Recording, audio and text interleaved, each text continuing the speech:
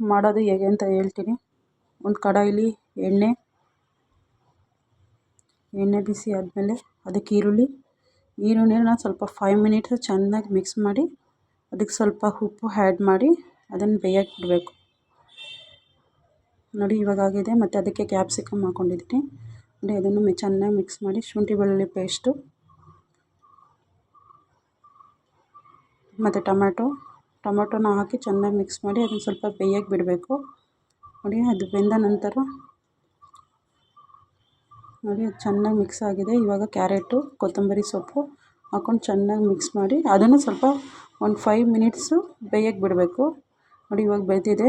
ಸ್ವಲ್ಪ ಉಪ್ಪು ಹಾಕಿ ಚೆನ್ನಾಗಿ ಮಿಕ್ಸ್ ಮಾಡಿ ನೋಡಿ ಈ ಥರ ಆಗಿದೆ. ಮತ್ತು ಮಸಾಲ ಪದಾರ್ಥ ತೊಗೊಂಡಿದ್ವಲ್ಲ ಅದನ್ನೆಲ್ಲ ಹಾಕಿ ಚೆನ್ನಾಗಿ ಮಿಕ್ಸ್ ಮಾಡಿ ಅದು ಚೆನ್ನಾಗಿ ಮಸಾಲೆ ಎಲ್ಲ ಹಿಡಿಯೋ ತನಕ ಅದನ್ನು ಬಿಡಬೇಕು.